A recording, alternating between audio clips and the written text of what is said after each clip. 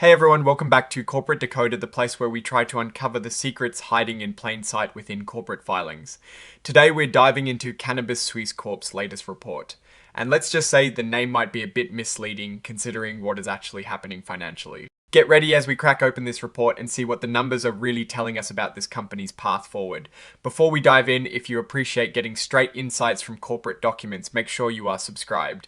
We also have a Discord community linked in the description below where we discuss these findings and much more. This is a quarterly report. Think of it as a check up for the company covering the period up to the 31st of August 2025. It gives us a snapshot of how they are doing right now. The company name is Cannabis Suisse Corp, but their business is not what you might expect given the name. They are actually focused on real estate operations. They got into this business in 2022 and have been actively leasing properties since then. Let us start by looking at their financial health at a specific moment. As of the 31st of August 2025, the company had total assets of about $570,000. Now compare that to May 31st, 2025, when their assets were around $635,000. So overall assets have decreased. A big chunk of those assets are related to operating leases, which are basically properties they are renting. This shows how important leasing is to their business model. On the other side, we have liabilities, things they owe. Their total current liabilities, meaning what is due within a year, were about $361,000 on the 31st of August, compared to $325,000 at the end of May. This is an increase, meaning they owe more short-term debt. They also have a significant amount in convertible notes payable to related parties. These are debts that can be turned into stock. This is important because it can affect ownership structure down the line. And then we get to the stockholders' deficit. This is essentially the opposite of stockholders' equity. It means their liabilities are greater than their assets, resulting in a negative number. As of the 31st of August 2025, this deficit was nearly $1.8 million. This is a big red flag indicating the company has more debt than assets. Now let's look at how the company performed over a period, specifically the 3 months ending the 31st of August 2025, and compare it to the same period in 2024. In the 3 months ended the 31st of August 2025, the company reported zero rental income. That is a stark contrast to the $7,500 they had in rental income during the same period in 2024. This indicates a significant drop in their revenue generating activities. Correspondingly, their cost of goods sold also dropped from $7,356 to zero. This makes sense if there is no revenue to cover. This led to a gross profit of zero in 2025, down from $144 in 2024. Not a huge profit to begin with, but still a drop. Despite the lack of revenue, their operating expenses actually increased from about $75,000 in 2024 to $84,500 in 2025. This is a concerning trend where expenses are rising while income is disappearing. As a result, their operating loss widened from $74,800 in 2024 to $84,500 in 2025. They are losing more money from their core operations. Looking at other income and expenses, there is a dramatic shift. In 2024, they had a substantial negative number, meaning a big expense of over $460,000. But in 2025, this turned into a positive number of over $98,000. Part of this positive swing is due to the amortization of debt premium, which is an accounting adjustment that reduces expenses over time. The bottom line is net income or loss. For the 3 months ending the 31st of August 2025, they reported a net income of $13,907. This looks positive, but it is important to remember the rental income disappeared. For the same period in 2024, they had a significant net loss of over $535,000. So, while a profit is better than a loss, the source of this profit needs scrutiny. Earnings per share, a common metric for investors, shows $0 for 2025 and a loss of $0.01 for 2024. The diluted number of shares outstanding jumped significantly in 2025 compared to 2024, which can happen when convertible notes are exercised. This statement shows how the stockholders' equity, or in this case deficit, changed over time. The accumulated deficit, which represents the total of all past losses minus minus any profits is a key figure. It was about $3.1 million in August 2024 and reduced slightly to $3 million by August 2025. While the annual deficit improved a bit, it is still a very large negative. Their total stockholders deficit also saw a slight improvement, moving from a negative $1.8 million in August 2024 to a negative $1.78 million by August 2025. Every bit counts, but the overall picture remains a deficit. Now, let's look at where the cash is coming from and going.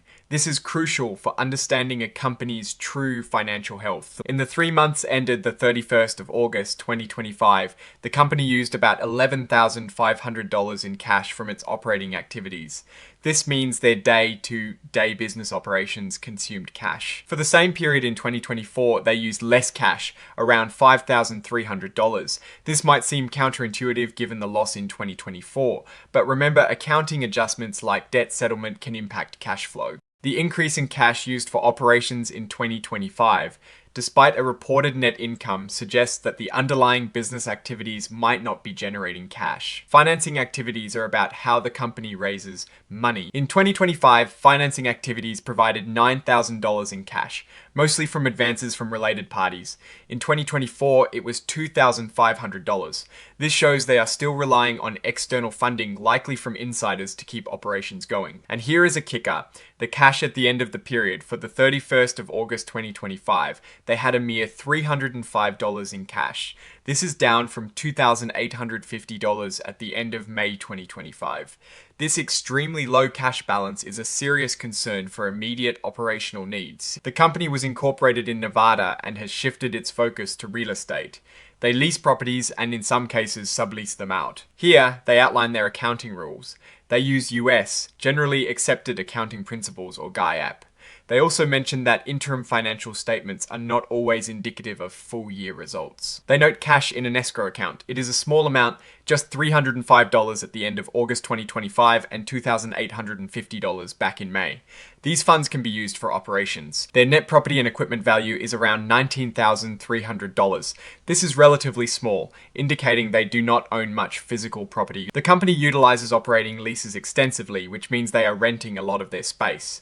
This is reflected in their large operating leases, right-of-use assets, on the balance sheet. They recognize rent revenue as it is earned, following a straight line approach over the lease term. When they talk about basic and diluted earnings per S-share, they explain how potential shares from convertible notes are factored in. For 2024, they had over 122 million potential shares from convertible notes. This is a critical section. The report states there is substantial doubt about the company's ability to continue as a going concern. This means there is serious uncertainty about whether they can keep operating for the next 12 months. They plan to rely on new investments and related party funding. This table details their property and equipment. It is mostly office equipment and furniture, with a book value of around $19,000.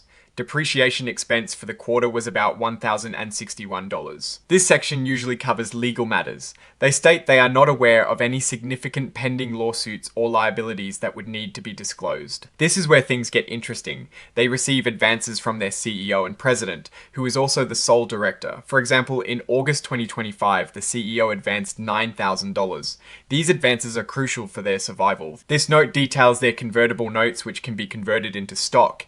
Some of these are with unrelated parties and have interest rates of 0%. Here, they list more convertible notes, but these are with related parties. There are significant amounts here, including notes issued to entities owned by the CEO for lease prepayments. These notes often carry interest rates and have conversion prices that can impact future ownership. One note issued to 10N Yunnan LLC, for example, had a face value of $187,852, but was recognized at a fair value of over $1.1 million, leading to a large loss on settlement of debt. This shows the complexity and potential accounting adjustments involved with these transactions. This section elaborates on their lease agreements, many of which are with entities controlled by the CEO, for instance. They have multiple leases for properties at addresses like 10 Yunnan Street and 2652 Blanding Boulevard. The total lease expenses for the 3 months ended the 31st of August 2025 were about $60,130. This table summarizes their operating lease assets and liabilities. The right of use assets representing their right to use leased property stand at over $462,000. Their short-term lease liabilities are over $106,000, while long-term liabilities are zero for this period. This covers their stock structure. They have preferred stock, including series of preferred stock, which was issued to their CEO. This series of preferred stock comes with voting rights equivalent to 10 common shares per S-share. They also have common stock. The number of authorized common shares was increased significantly to 1 billion, and as of the 31st of August 2025, they had over 70 million shares issued and outstanding. This section discusses events that happened after the reporting period, but before the report was issued. Notably, the CEO continued to advance funds to the company for operations in September 2025 to the tune of $23,000. This is management. S-own commentary on the financials. They emphasize that they are in real estate and have no involvement in the cannabis industry. They highlight that the sublease generating revenue was terminated in February 2025, explaining the drop in rental income. They explicitly state zero revenue for the 3 months ending the 31st August 2025 due to the termination of their only lease. Management attributes the increase in operating expenses to higher rental expenses. The significant swing in other income and expenses is explained by the loss on settlement of debt linked to a convertible note used to pay for unpaid rent. They admit to having only $305 in cash and a working capital deficit of over $273,000 on the 31st of August 2025. This paints a very tight financial picture. This is a reiteration of the going concern warning. They acknowledge the substantial doubt about their ability to continue operating without additional capital, and their reliance on sources like their CEO's advances and limited revenue. This section addresses internal controls. Management admits their disclosure controls and procedures were not effective. They point out a lack of formal processes for related party transactions, no independent board oversight, and essentially no audit committee. They highlight a lack of formal accounting policies, insufficient internal controls over financial reporting, and limited accounting resources with the necessary expertise. There is also a mention of inadequate IT controls, specifically regarding data backups. This is a strong admission of internal control failures, which increases the risk of errors and misstatements in their financial reporting. They state there are no pending legal proceedings. As a smaller reporting company, they are not required to provide a detailed risk factors disclosure. This lists various documents filed with the report, including certifications from management required by the Sarbanes-Oxley Act. This is standard procedure and indicates they are complying with regulatory requirements for these certifications. Okay, let's step back and look at the bigger picture here. Cannabis Suisse Corp's financial situation as of the 31st of August 2025 is concerning, to say the least.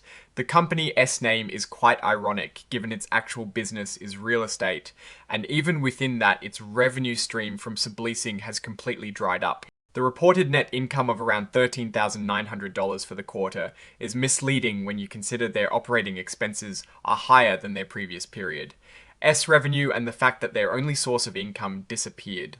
The substantial increase in their convertible notes, particularly those with related parties alongside the CEO, as continued cash advances, tells a story of a company heavily reliant on internal funding to stay afloat. The going concern warning is not just a formality. The extremely low cash balance and widening operating loss suggest real, immediate financial challenges.